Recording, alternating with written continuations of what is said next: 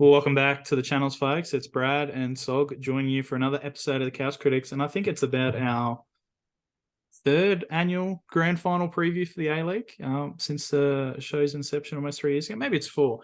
Anyway, Samuel, thanks for joining us. How are you going on this fine night? Yeah, I'm good. Good stuff. Yep. Drinks out. Yep. Ready to go. Sweet. Talk Good chat. Good Yeah. chat. Well, it's been some time, so we're not going to chat about the semi-finals that happened. They were ancient history. Of course, Sydney FC going down and... Oh, sorry, no, I said I wasn't going to chat about it, so we're not going to chat about it. So that's completely fine. Before we get into it, please drop us a like. We really appreciate it. And if you haven't subscribed to the channel, do so, please, because it really helps us out. We're only a handful of subs away from 700. Incredible. That, from 4 years ago when we started this channel, when your wife thought we weren't even going to get past like the first month of this channel, here we are still going not too far away from 700 subs. That's right. And actually, we got a pretty weird email last week, didn't we? You can't remember if the top. Maybe we're in share the top link. 10. Yeah, we're in top We'll 10 share of the link down below. something. Some guy messaged us about the Annual best A-League Agawa podcast. Yeah. I'd like to personally congratulate you as your podcast has been selected by a panelist as one of the top 10 A-League podcasts on the web. He also said he'd be grateful if he can help us spread the word by briefly mentioning about the top 10 A-League podcast lists in any of our upcoming posts. So there we go, mate. We've given it a mention. And now, I'd never heard of this before, the top 10 A-League podcast or something. Apparently it's an annual thing. I'd never heard of it before, but it comes out and we're fourth or fifth, were we? Yeah, fourth. We're above like the A-League men's official one, but the women's were ahead of us. But anyway. No idea who votes on this or who the panel is, but someone's listening. Good on them. Yeah. There we go. So anyway, you're listening to one of the top 10 A-League podcasts.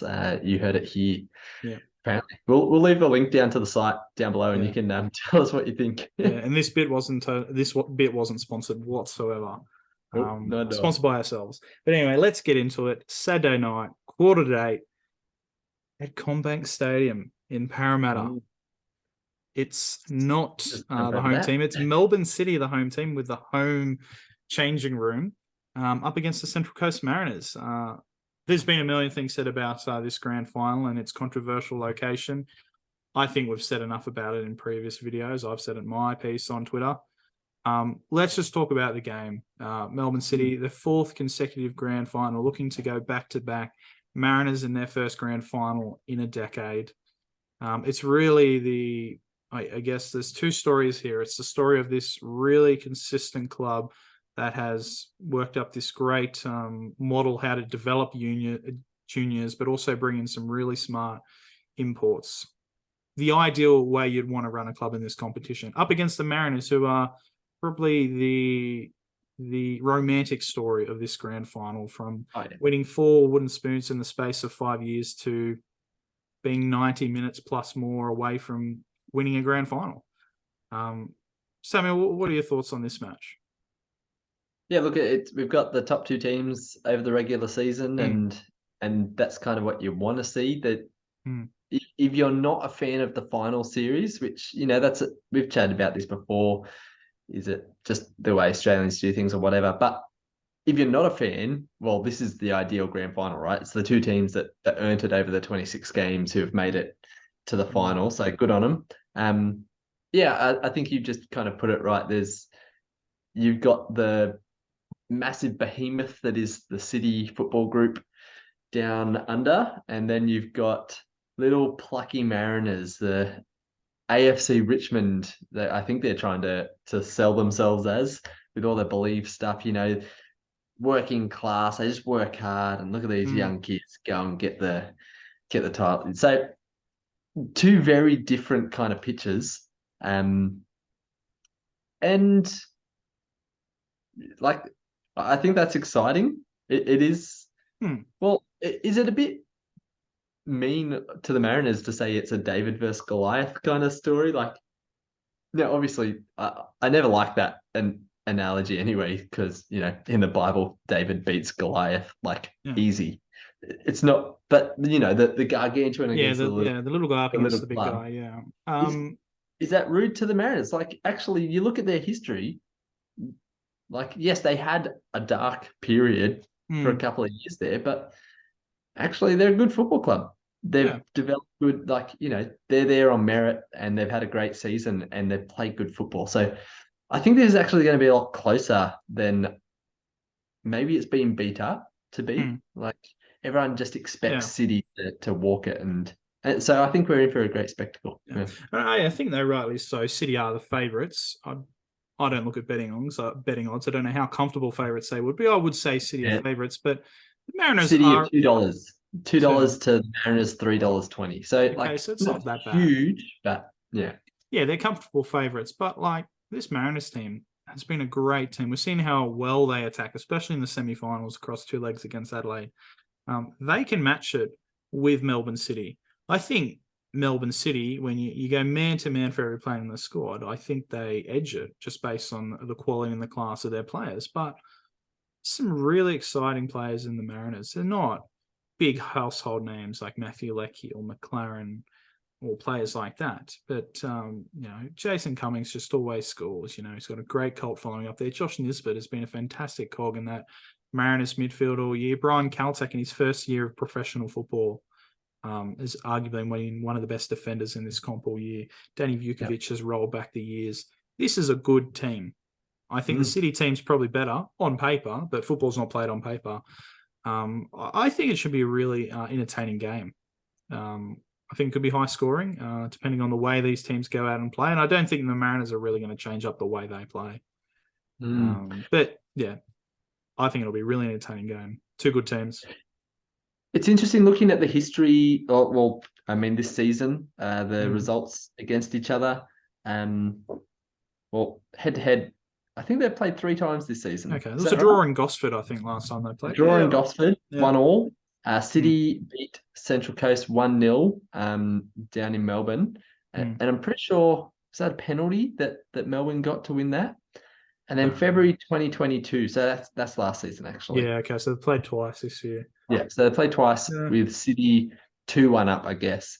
So I don't think it actually is going to be high scoring, and often grand finals aren't high scoring in Australian in the A-League. Like they are usually quite cagey affairs. I think this might be similar, because I think Mariners have a defense that actually really does well against teams who go crazy attacking them. I think Nectar Triantis and Brian Kaltak are just a fantastic centre-back pairing who have the speed actually to recover. And I think the work rate of players like Josh Nisbet mean that a team that likes to move around the opposition and kind of sit on top of the other team's box and create good goals where McLaren can get space, I think they're going to find that hard against this Mariners side. So, but on the other side, I think Mariners might struggle as well. I think Jason Cummings will have a good match up with Curtis Good and Nuno Reis, and it's going to be interesting to see what happens there. Yeah, and it could potentially be Jason Cummings' last game for the Mariners. A lot of talk that he's off to India, which I think's ultimately disappointing. But he's probably getting offered a lot more money to play over in a much weaker league. But when you get offered that money, how can you say no? But I think his Socceroos career will probably be over if he goes there. But he's played at the World Cup. He's probably not going to. I think he's peaked be there in 4 as years' an time. international football. Yeah, probably not. But it's a bit disappointing. He's been a great character. He's talked about how he's loved Australia. But hopefully, for his sake, he'll go out as a winner. And for my sake, I'd really love to see the Mariners win. I'm not going to hide. I think I'm a bit biased in it. I think though, if you want to give a proper prediction of this game, I'll probably. No, there's no reason why I can't say the Mariners win. I think Mariners will. I think the Mariners will get up. I think I probably speak more with my heart than with my head there. I'd like to think they'll get up 2-1. I think the crowd's going to be an advantage for the Mariners because there's going to be more Mariners fans there.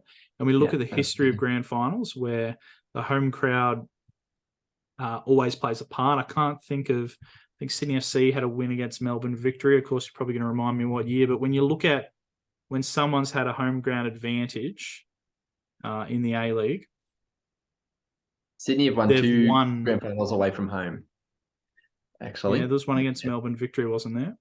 One against Victory and one against Perth. Yeah, Perth as well. Yeah. But a lot of the grand finals, when I find the list of grand Yeah, finals, Brisbane both won theirs both at home. Adelaide 2015 at home.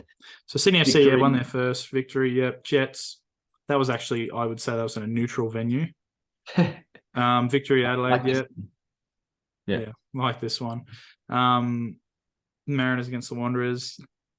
Could make an argument that it was a neutral grand final, but yeah, probably absolutely. wasn't. Brisbane Wanderers, yeah, but overwhelmingly, the team that has a stronger supporter base at the ground has won the grand final. I don't know if that'll phase City too much because they don't have much of a supporter base in general. Sorry, City fans, Yeah, but I they're think used that's to playing in front of but it's going to be noticeably different. Like instead of 6 or 7,000 of their own supporters, maybe 1,000 City supporters there. I do hope they make the trip and actually, yes, the deal sucks, but it'd be great to see some support there. Yeah, I think City have been pretty boycotty, so I don't know how many are going to go. Sorry, go on. I don't know if that's the crowd is going to play. Well, maybe it does play a factor, but I think the teams knowing where the grand final is going to be means that's they've talked through that kind of mental element of things is sorted. Interestingly, Montgomery's come out with some really spicy words recently. So Scott Jamieson, of course, is playing his final game. He's going to retire. No, I don't care about him. No, I don't care. Stuff him. Well, that was interesting because that's pretty much Montgomery's comments. I don't give a crap about Scott Jamieson's last game. Like, I don't want a fairy tale ending or whatever. Like, of course he doesn't. It shouldn't be about him. It's about these teams. And interesting decision to announce your retirement beforehand because, like, if you lose, that's just real bitter. Like, why not wait and then you lose and you can retire and you can it's separate from the grand final, but it puts a lot of pressure on Scott Jamieson. Does he start as well? He's kind of been kicked out of the starting lineup and rightly so by players like Callum Talbot and Jordan Boss, who are both fantastic. Scott Jamieson, I guess he is towards retirement age and he hasn't been competing for his spot as well this season. Of course, Jordan Boss will leave at the end of this season as well. So that leaves City with a bit of a dilemma for left back, who they put there next season. And I'm sure they'll find a great replacement. But Montgomery's been great at just stirring the pot a little bit. He thoroughly believes in the Mariners' ability to win this match, and so I think that's fascinating. He's right behind them, and this is probably why Mariners have got this. They feel like they're the underdogs, and so they're pumping themselves up. We're going to go out there and wrestle for this. And I think some of the rhetoric from City fans then online has been like, "Oh, the A-League only really cares about the Mariners. It's going to be really deflating when City, win." And maybe there's something to that. Like, City have been fantastic, and have we talked them up enough? Have we really understood just how dominant this team is? Because I don't think we hold them to the same caliber that we hold the Barcelona under Ange and that Sydney team under Graham Arnold. Do we say City is, because statistically they're just as dominant, if not more? They've won 3 premierships in a row. They're chasing a second out of 3 consecutive grand finals. No, they're in 4 consecutive grand finals. This is their 4th in a row. So, like, that's pretty incredible. 2 out of 4, maybe if they'd won 3 or if they were going for 4, then maybe they'd have to be up the top, and maybe that's been the worry. They're a fantastic side.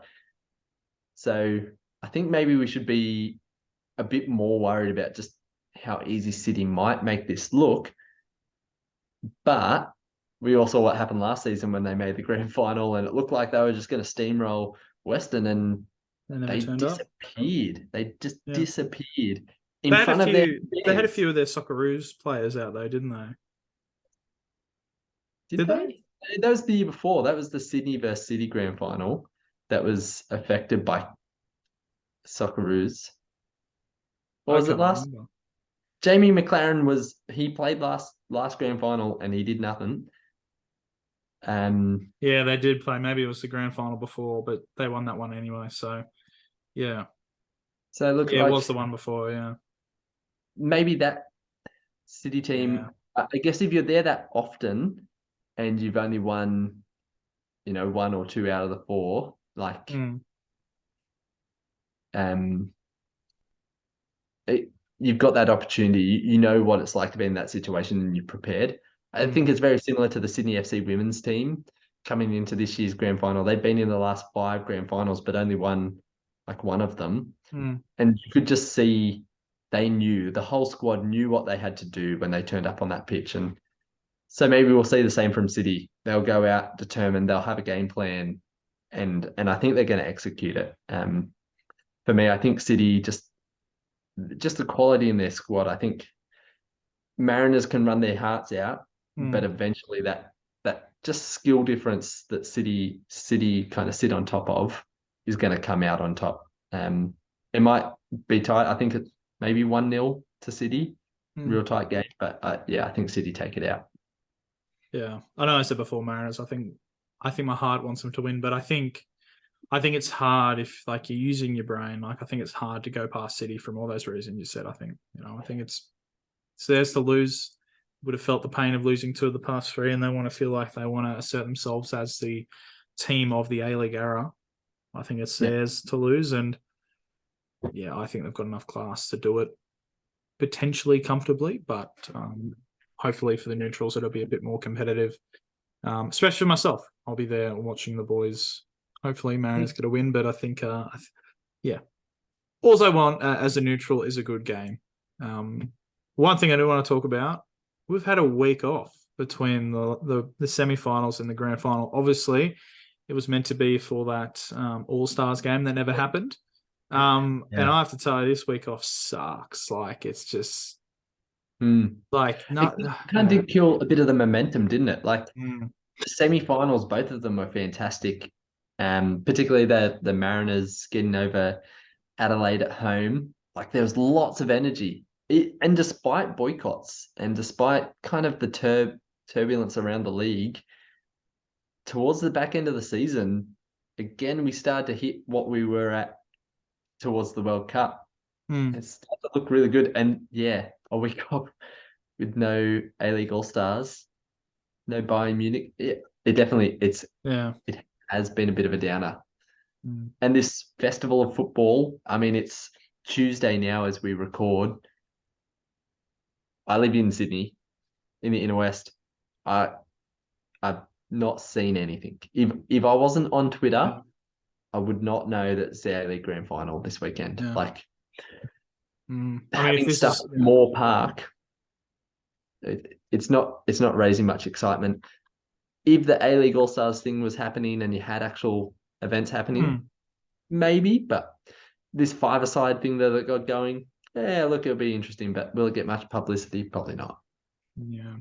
I think if it's clear this is the way they're going to go. They're going to do this grand final in Sydney for at least this year and the next 2. Yeah. They really have to do a lot better. Like we can boycott all we want. Like the reality is they're not going to move it. And so the APL need to do a lot better. They need to make sure they get this All-Star game. If this, like, that would probably fill this week off a lot better. But there's just so much more they can be doing, and it's quite disappointing, to be honest. But yeah, and look, Bayern Munich, a bit rough of them to pull out, seeing as it looks like they're going to take Nestor Irankunda as well. He chucked out and then deleted a cheeky little picture of him watching a Bayern Munich game in Munich. Sorry. Interesting. So like, surely that's the fee. Okay, come and play to Australia. We'll give you our best player, our best young player, and you play a game here. Just come on, you're kind of screwing us around. Bit annoying. Yeah. Look, yeah, next year obviously has to be an All-Stars game. Last year it worked really well. This year it's definitely disappointing that it's not on. Maybe not the week before, although like sure it builds up a week of football, but like put the All-Stars game on the Friday night and then have the A-League final on the Saturday night. That would be a banger. Like Yeah. two Yeah. different places even, like so the field, is protected and looked after. Have it in at the SFS and then have the final, and then you can give away tickets and stuff extra there, and that's kind of a build up the night before. Yeah, but who knows. Have you got any predictions on who you think might take out the player of the grand final? What's the name of the player of the grand final? So Joe Mast, I can't Joe remember. Marston Is that it? medal. That's it. Is it? Yeah. Okay, got it first time. My Johnny Warren's prediction. the overall season. Yeah. Let's go with Josh Nisbet. That's me picking the Mariners winning, I assume, because it's most likely to go to the winning. Yeah, let's go with that. I think I reckon it might go to Marco Tilio or Jordan Boss. Yeah, they're both good. I can see them snatching the goal. Maybe Marco Tilio. I reckon he's going to be an absolute live wire. He's been really exciting. I think he's been one of the players of the season. Just to see him develop and have the confidence. Yeah, I think he sneaks a goal and takes out the player of the final. Interesting that this is my parents' two teams. My mum's a Mariners supporter. My dad's a Melbourne Heart supporter. I don't know if he particularly likes City, but the whole City side of things. But yeah, it'd be interesting to watch them fight it out on the weekend. But yeah. Anything else, Bradley, to talk about the grand final before we wrap this one up? No, not really. I think I've said everything I wanted to say. Come on, Mariners, but it'll probably be City. But anyway, that's fine. Yeah. Anything Let us know who you think's going to win. Yeah. Let us know down in the comments, and yeah, who do you think's going to win the Joe Marston as well? Who's going to take the? Is it the Joe Marston or is that an NRL? I've got it here on the Wikipedia. Joe Marston medal. Good. Let us know down in the comments. Hope you enjoy watching the grand final. Wherever you're watching it, whether you're going along or you're just watching at home, try and invite some mates along. This is the time. It's the grand final, so Euro snobs will watch a bit of A-League and show you how sucky it is. But I'm sure it'll be actually a really good spectacle, a really good advertisement for the league, as most grand finals have been down the years. Yep.